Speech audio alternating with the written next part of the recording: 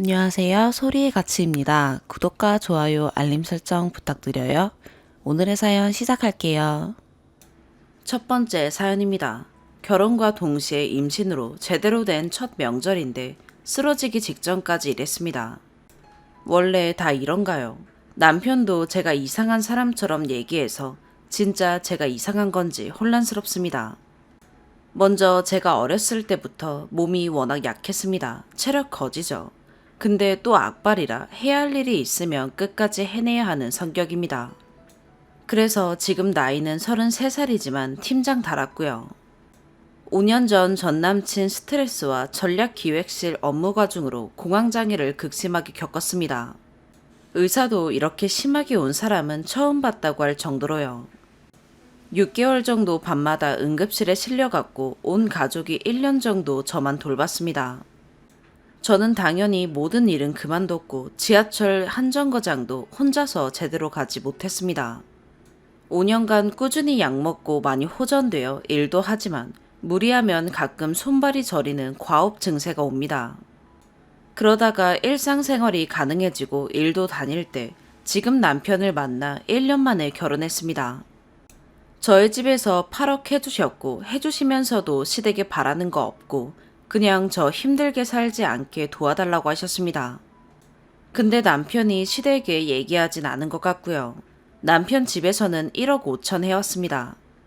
2억을 주신다고 했으나 5천은 결국 안 주셨고 전 굳이 저희 집에 얘기하지 않았습니다. 저희 집은 2억 해주신 줄 압니다. 살림살이는 별도로 저희 엄마가 같이 가서 사주셨습니다. 그리고 제가 워낙 몸이 안 좋은지라 아버지가 조금이라도 편하게 지내라고 월 300만 원씩 생활비 보내주십니다. 남편은 아버님 전기회사에서 새벽 5시부터 저녁 7시까지 14시간 넘게 일하고 주말도 일하고 월 300 주십니다. 당연히 휴가라는 개념 자체가 없고 단 하루도 휴가를 써본 적이 없습니다.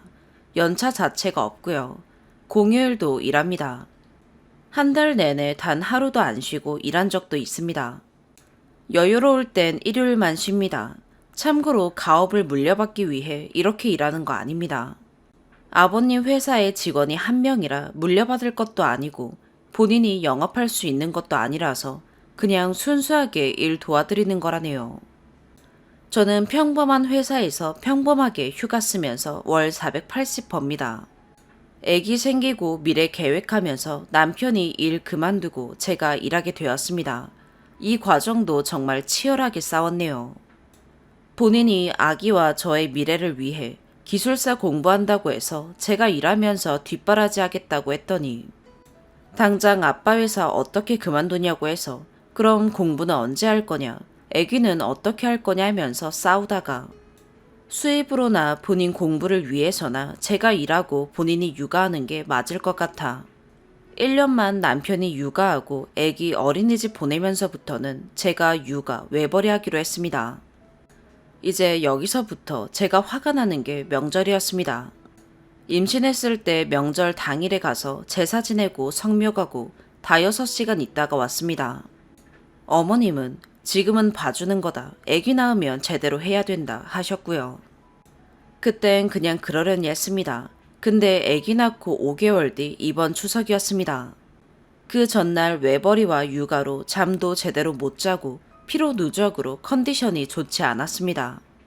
남편도 물론 알았고요. 추석 전일 요리하신다고 부르셨습니다.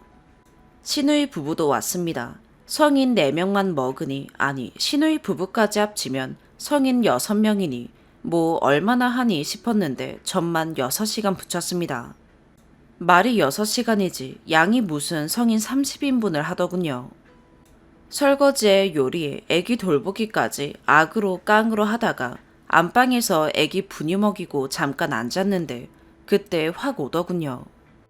토할 것 같고 열이 올라오고 온몸이 사시나무 떨리듯 덜덜덜 떨렸습니다. 손발도 저릿저릿하면서 과호흡 초기 증상도 오더군요. 눈물이 왈칵 쏟아지는데 당시 남편은 부엌일 아름아름 도와주다가 조카랑 나가서 1시간 동안 안 들어왔던 때였습니다. 그때부터 내가 지금 뭐 하는 건가? 우리 부모님도 안 시키는 이런 일을 내가 왜 여기서 이러고 있나 싶었습니다. 참고로 저희 집은 제사 안 지냅니다. 그래서 저희 오빠 새언니 부부는 여행 갔고요.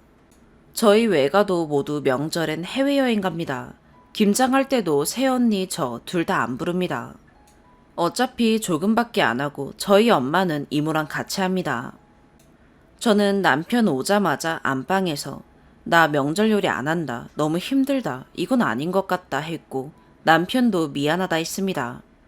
그리고 집에 와서 곰곰이 생각하다 정확히 얘기했습니다. 나 이제 시댁에서 일 시키는 거 안 한다. 명절 당일에 가서 제사 도와드린다. 음식은 안 한다. 필요하면 제사 때마다 100만 원 드릴 테니 음식 사서 해라. 김장 안 하고 밭일도 안 한다. 어머님이 취미로 밭일 하시는데 손이 크셔서 100평을 농사 짓고서 작물들을 안 먹는데도 자꾸 주십니다. 그래서 그냥 동네 분들 나눠주시는데 그 일도 엄청 많아서 밭일 도우라고 부르시는데 그동안 임신기간이라 전 안 갔었습니다. 취미면 취미로 끝내라. 평일에 일하고 주말에 육아하고 밭일까지 부르면 나는 언제 쉬고 우린 언제 데이트하냐 했습니다. 남편이 그때 얘기하더군요. 명절만 사수하기로 한 건데 왜 김장도 안 하고 밭일도 안 할 거냐고 기분을 언짢아 합니다. 저는 이상한 게 아니 돈도 우리 집이 다 해주고 애기도 가끔 봐주시면 우리 집에서 봐주고 공부 뒷바라지 한다고 돈도 제가 벌고 주말에 육아도 같이 하고 우리 집은 사위 오면 점심 해주고 차 한잔하고 불편할까봐 항상 2시간 이상 있질 않는데 저희 집에서 일이란 걸 시켜본 적도 없는데 이게 정상인가요? 제가 김장하러 안 가고 밭일 안 가는 게 그렇게 이상한 일인가요? 심지어 지금 육아도 본인이 배려해서 자기가 육아하는 거라고 말하더라고요. 아니, 평생 육아하는 것도 아니고 꼴랑 1년 육아하기로 하고 그 다음부터는 제가 외벌이 육아하기로 했는데 어이가 없더군요. 이렇게 그대로 얘기해도 본인은 본인이 배려한 거라고 절 욕심쟁이 취급해요. 물론 지금 육아를 남편이 주로 하다 보니 집안일, 육아가 남편한테 몰리는 게 미안하긴 합니다. 근데 그렇다고 둘 다 일을 안 할 수는 없는 거고 회사 갈 때만 못 도와주는 건데. 그리고 회사도 육아 도와주려고 10시부터 7시를 회사에 양해 구해서 저만 9시부터 6시로 바꿨습니다. 아무래도 저녁에 애기 씻기고 할 일이 많으니까요. 그런데도 저를 욕심쟁이 취급을 하는데 이게 맞는 건가요? 제가 며느리로서 할 일을 안 하는 건가요? 며느리 역할은 있고 사위 역할이란 건 없는 건가요?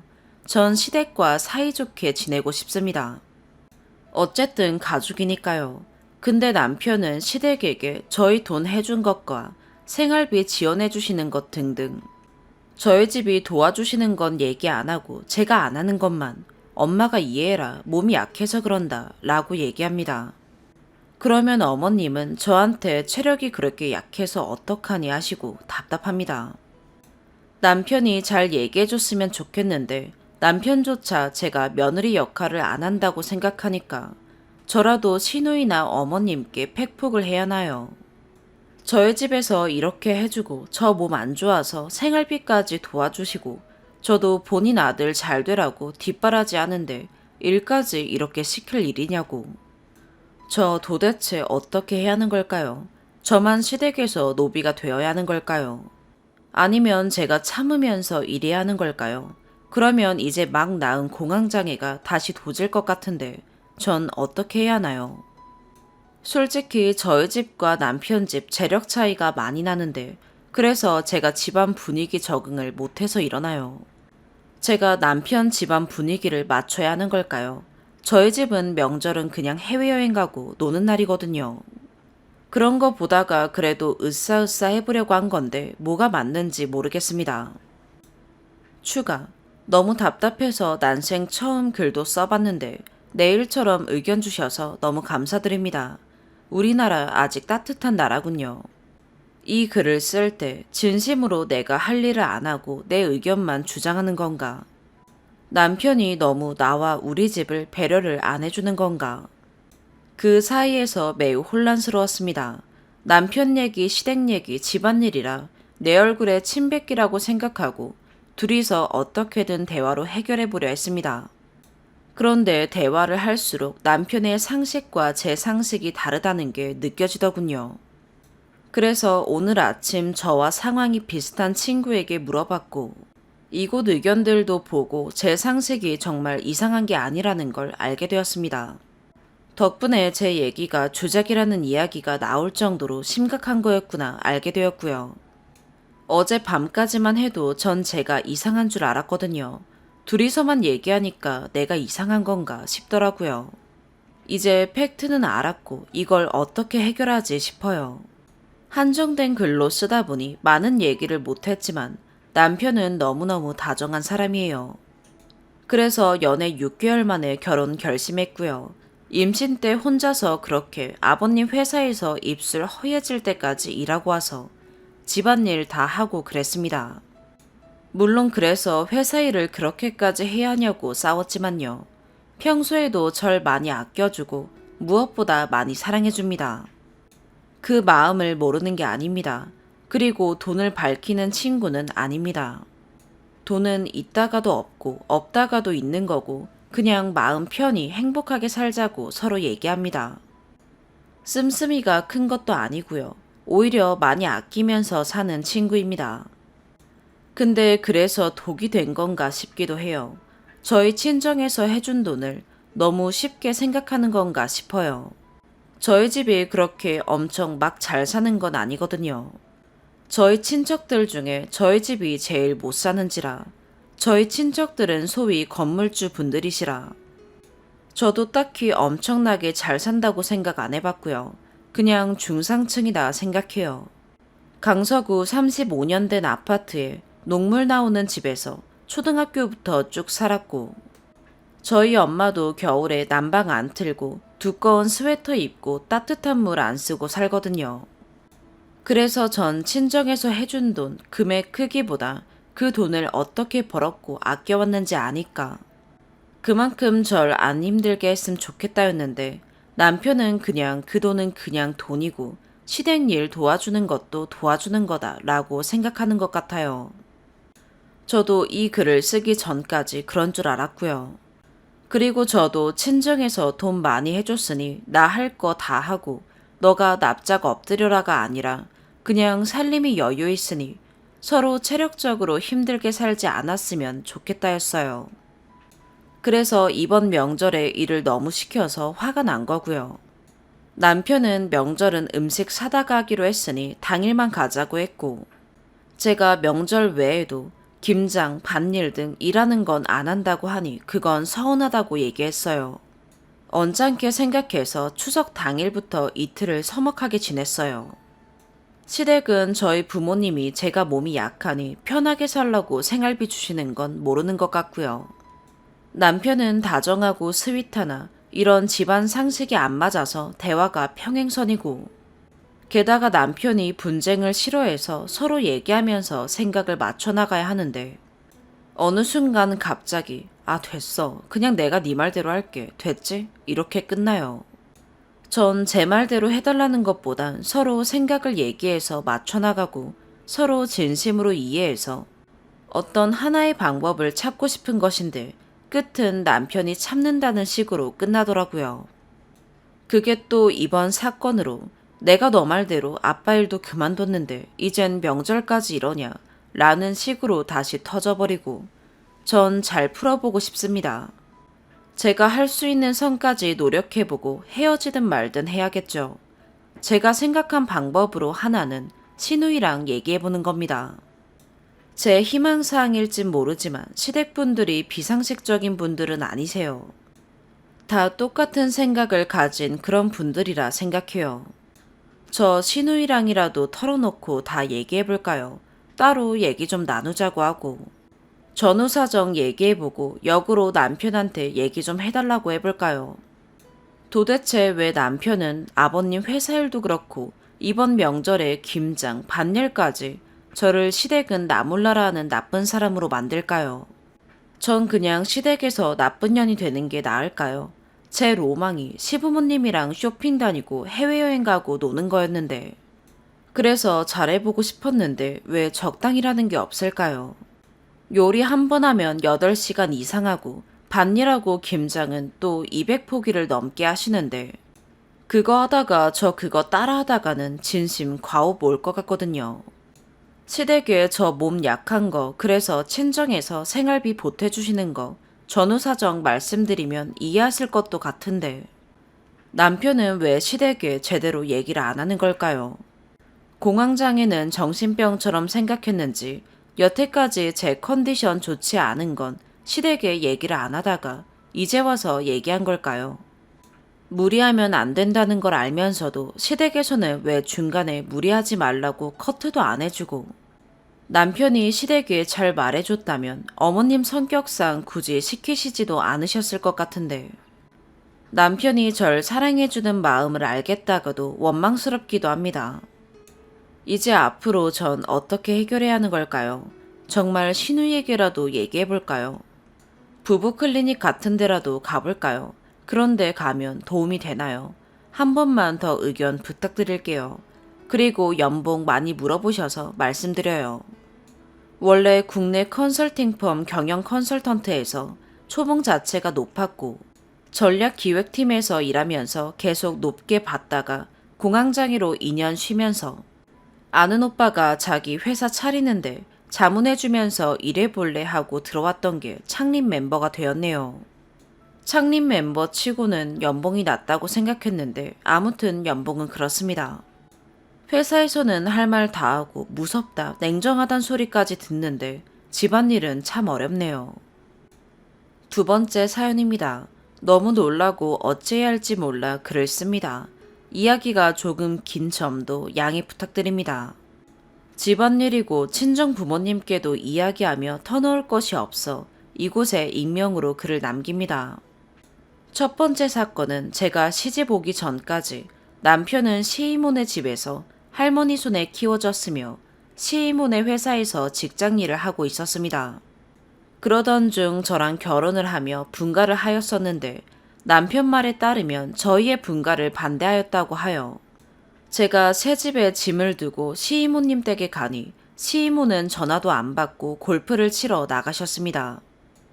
그래서 할머님께만 인사드리고 집으로 돌아온 일이 있었으며 시이모는 남편이 분가를 한 게 제가 뒤에서 남편을 조정해서 짐 들어오는 날 바로 짐을 빼서 나갔다고 괘씸하다며 검은 머리 짐승을 거두는 게 아니었다고 너희끼리 잘 먹고 잘 살으라고 그러시더라고요. 그 당시는 꾹 참고 서운해서 그러는가 보다 하고 넘겼습니다. 두 번째 사건은 남편의 월급을 시이모가 남편에게 언지나 동의도 없이 차감하였습니다. 남편이 회사 출근 및 부수입으로 월급이 들어왔었는데 회사 월급도 줄이고 부수입은 첫째 시이종매에게 집살 자금을 마련해준다고 뺏어갔습니다. 저희가 결혼하고 한 달도 안 돼 발생된 일이라 남편은 집값 대출금에 고정지출을 제외하니 생활비가 50만 원밖에 남지 않아 다른 직장을 찾아보고 시이모네 회사를 관두게 되었습니다.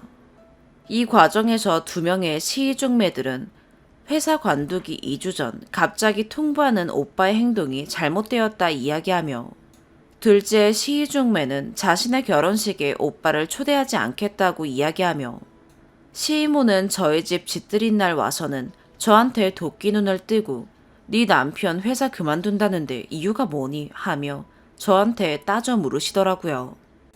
참고로 시이종매들은 자신의 엄마가 오빠의 월급을 줄인 사건을 모르고 있습니다.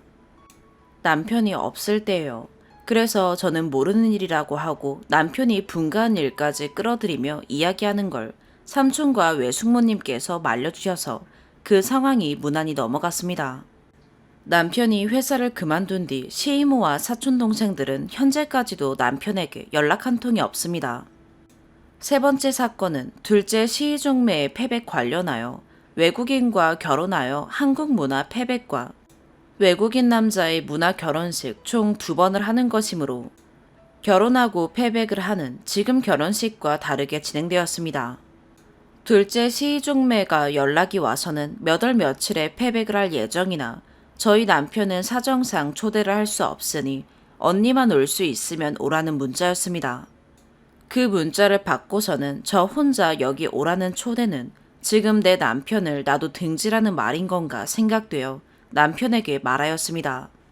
남편 집안일인데 숨기는 건 절대 안 된다고 생각하였고, 숨겼다가 나중에 알게 되면 저희 둘의 불화가 생길 텐데 굳이 숨겨야 할 이유를 찾지 못하였으며, 여기에 저만 오라고 하는 시의종매가 괘씸하기도 하였습니다.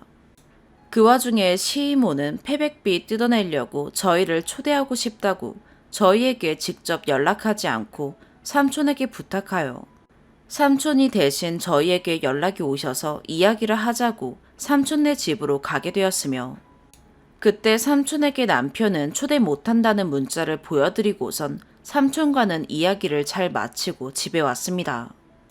문제는 그 다음날 시이모가 저에게 전화가 와서는 네 남편에게 문자를 왜 보여주고 왜 이야기를 했냐며 일처리를 왜 그따위로 하냐고, 너는 애들 사이를 더 갈라놓은 거라며 소리 지르고 왜 이야기했냐고 하길래 남편과 서로 거짓말하지 않고 숨기지 않기로 했다고 하니 너는 선의의 거짓말도 모르냐며 노발대발하였고, 수아음을 최소로 하였음에도 시이모가 소리를 지르는 덕에 옆에 있던 남편에게 이야기 소리가 다 들려서 남편이 지금 뭐하는 짓이냐고 자신한테 직접 전화하라고 화를 냈더니 시이모가 저보고 정신이 있니 없니를 시전하며 남편이 옆에 있으면 있다고 말을 해야 하는 거라며, 자신이 남편 욕하는 걸 남편이 들으면 얼마나 기분 나쁘겠냐고 더 소리를 지르며 이야기하였습니다. 저한테 전화를 해서 남편 욕을 한다는 개념 자체가 이해가 저는 안 갔으며 왜 자꾸 모든 일을 제 탓을 하시는 거냐 이야기했더니 내가 언제 네 탓을 했냐고 소리 지르면서 네 남편이 잘해주니 세상 다 가진 것 같냐고 천만의 콩떡 만만의 꿀떡이라는 소리를 하며 니네끼리 얼마나 잘 사나 두고 보자며 시이모가 먼저 전화를 끊었습니다. 그 전화를 옆에서 들은 남편은 화가 머리끝까지 나서 제 핸드폰을 가져가 시이모 인스타그램을 차단하고 시이모한테 전화 오면 전화 받지 말고 문자로 남편에게 전화하세요 라고 하고 전화 온 걸 캡처해서 남편에게 보내라고 했었고요. 그리고 시이모는 지금 현재까지도 남편에겐 전화 한 통 하지 않고 있습니다. 마지막으로 저한테 목숨을 끊도록 하겠다는 말을 한 계기가 된 사건은 시이모가 수요일은 골프 모임이 있는 날이라 숙모님과 함께 할머님께 인사드릴 겸 해서 갔는데, 시이모가 골프장 가는 길에 차고에 있는 카메라에 제가 찍힌 모습을 보고서는 골프를 취소하고 와서는 저한테 소리 지르며 할머니 숙모 앞에서 연기하지 말고 앞전에 통화할 때처럼 자신에게 되돌아보라고 이야기하며, 제가 남편과 함께 새집에 들어간 첫날에 시댁에 오지 않았다며 몰아갔습니다. 제가 무조건 첫날 집에 왔다고 하니 거짓말하지 말라며 너 거짓말하는 거 싫어한다더니 왜 눈 동그랗게 뜨고 거짓말하니? 거짓말 잘도 하는구나 라고 했습니다. 그러는 와중 옆에 있던 시할머님께서 저희 엄마가 선물로 드린 은수저를 가지러 가려 하시며 너 이거 가지고 새집 들어가고 난 뒤 너희 할 일 다 하고 그 이튿날 왔었잖아 라며 이야기하시니 시이모가 엄마 그거 쳐다도 보기 싫으니 가져오지 마세요 라는 말에 너무 화가 나 눈물이 나더라고요. 화가 주체 안 되는데 남편 핏줄이니 참아야 한다 싶어 꾹 참으니 뒤에서 저 눈물 저거 거짓말이라고 연기하는 거라고 쟤 나한테 하나도 안 미안하다 라는 말을 하며 했던 이야기 또 하고 또 하고 반복되어 절 몰아가는 와중에 숙모님이 중재해 주셔서 일단락 되었으나 시이모는 분에 안 풀렸는지 저보고 갑자기 너 내 인스타 차단했니? 그러더라고요. 그래서 남편이 그날 차단했다고 하니 저보고 너는 등신이냐며 그거 너 핸드폰 아니니? 남편이 차단했으면 다음날 네가 풀어야지 그러면서 등신 같은 년 여기가 어디라고 와 여기 내 집이야 그러는 중에 숙모님이 저에게 얼른 가자고 신발 신으라고 하셔서 신발을 신으니 당장 내 집에서 꺼지라고 너 내 눈에 띄면 못 살게 한다 라고 하길래 대답도 하지 않고 집에 왔습니다. 이 일이 있은 후 전 이제 시이모네 집 사람들과 연을 끊어야겠다 다짐하였고 그날 저녁 토시 하나 빠뜨리지 않고 남편에게 다 이야기하였으며 남편이 이야기를 듣자마자 제 핸드폰을 가져가서 시댁 사람들 다 차단시키고 남편도 키워주신 할머님을 제외하고는 다 차단하였습니다. 남편이 집 앞에 카메라가 달려있는데 혹시나 저희 집으로 찾아오면 바로 경찰에 신고할 테니 걱정 말고 문도 절대 열어주지 말고 바로 자신에게 전화하라고 이야기한 다음 날엔 페퍼 스프레이까지 사와서는 길 가다 만나서 저에게 해코지를 하려고 하면 바로 스프레이 뿌리라고 하더라고요.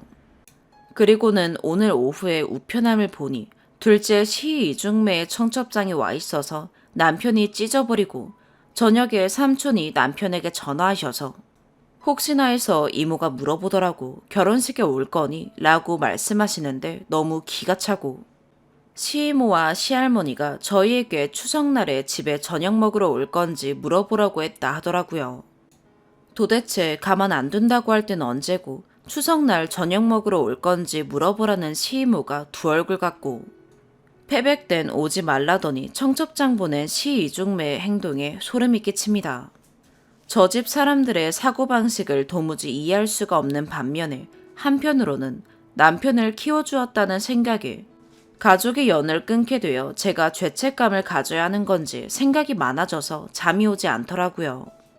남편이 시이모에게 하인 취급당하며 사촌 동생들에게 무시당하며 살아온 이야기들까지 다 하면 책을 한 권 출판할 정도라 글이 더 길어질 것 같아 요 근래 있었던 일만 글을 작성합니다. 이제 저도 더 이상 시이모의 몰상식한 행동들을 참을 수 없을 것 같고 이번에 저를 해코지한다는 날의 이야기들을 남편에게 말하나 안 하나 지켜본다는데 제가 남편에게 말한 게 절대 잘못된 일이 아니며 이만큼 당해주었음 시이모를 이제 사람 취급하지 않아도 되는 거겠죠. 저는 남편과 더 잘 사는 길이 복수하는 길인 거겠죠. 이야기가 너무 길어진 것 같아 죄송하고 긴 글 읽어주셔서 감사합니다. 세 번째 사연입니다. 글을 쓰는 건 처음이라 동생의 도움을 받아 글을 올립니다. 오빠로서 창피한 일이지만 이렇게까지 하는 제 심정을 이해해 주시면 감사하겠습니다. 도움을 구하고 싶어 글을 올리게 되었습니다. 저는 곧 결혼을 하는 34살 예비신랑입니다. 저는 지금 8개월 정도 사귄 27살 여자친구와 일주일 전 혼인신고도 마쳤고 살림도 합친 상태입니다. 다름이 아니라 여자친구와 최근 2달간 거의 지옥 왔다 갔다 할 정도로 다툼이 있습니다. 전에도 싸우면 늘 제가 사과를 했고 약간의 폭력도 당했지만 애교로 보고 넘겼습니다.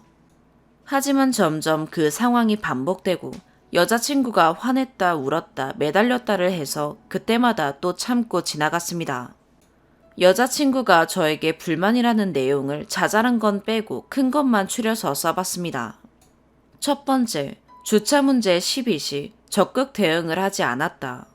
한 달 전 제 차 앞에 이중주차를 해놓은 차가 연락처도 없이 사이드를 채워놓은 바람에 관리 사무실까지 가서 방송을 한 적이 있습니다.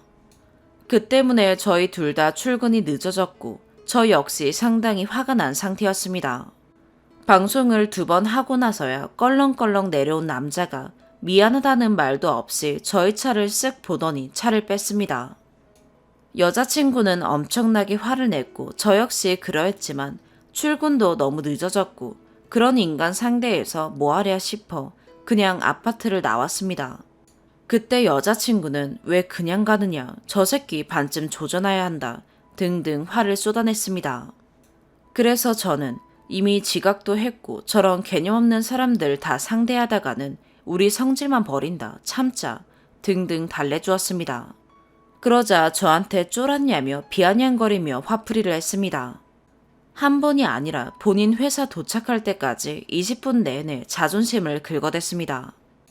두 번째, 본인 배란일을 모른다.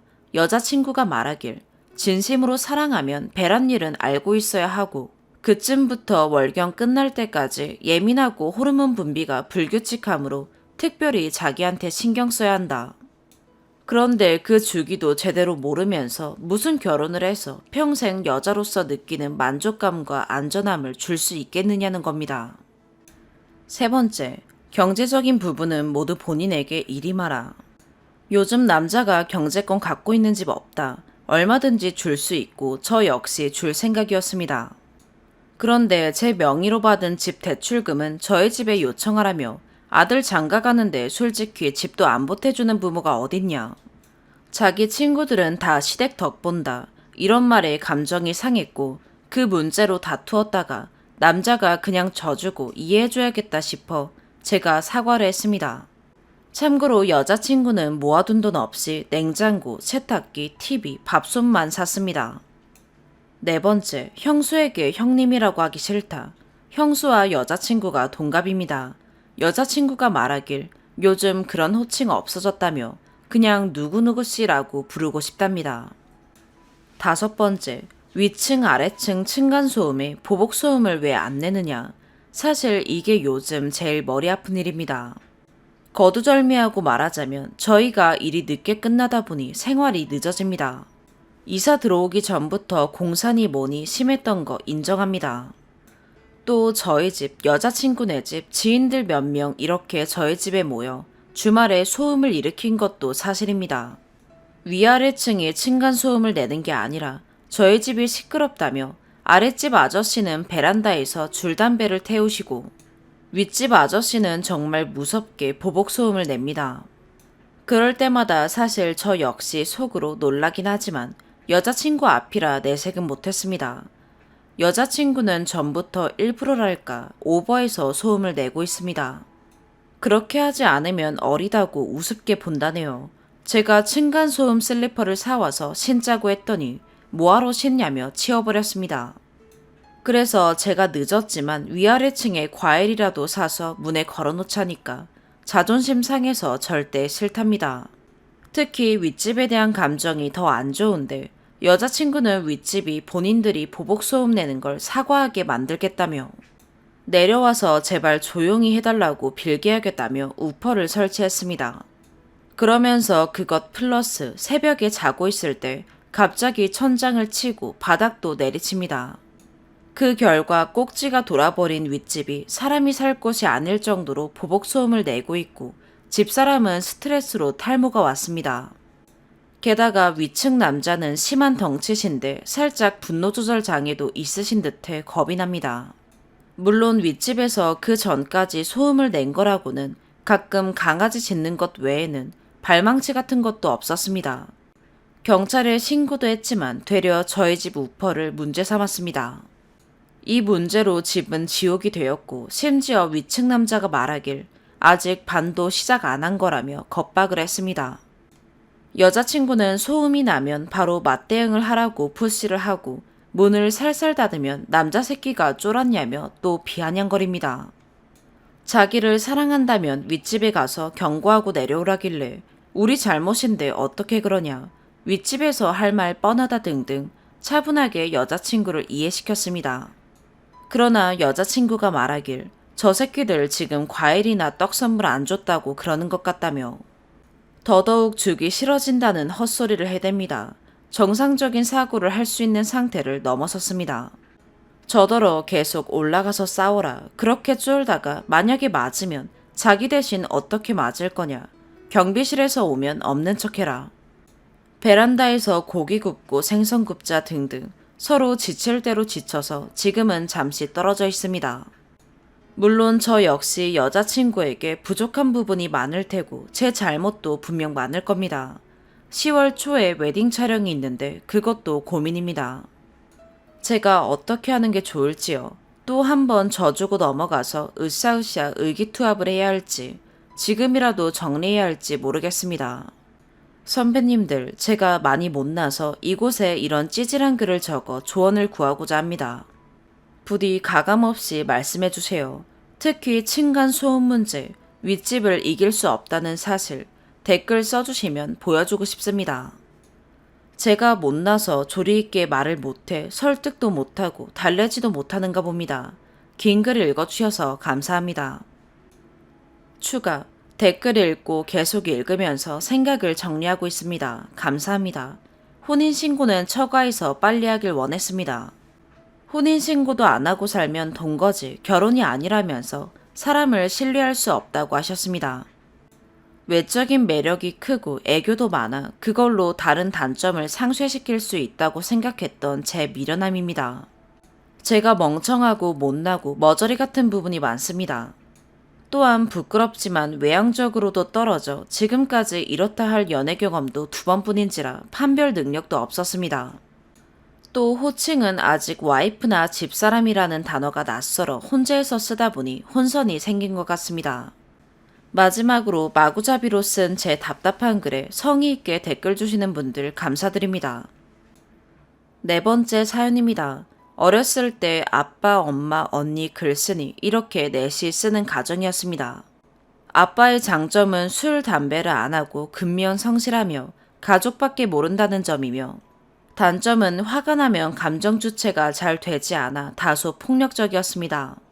엄마의 장점은 겉으로 보기에 온화한 성격이며 단점은 이기적입니다. 언니의 장점은 머리가 좋고 인류대학을 나와 최상위급 직군에 종사 중이며 단점은 거의 사이코패스입니다. 다른 가족들은 이 상황과 관계가 없으니 넘어가고 아빠가 글쓴이 20대 초반에 사고로 돌아가셨습니다.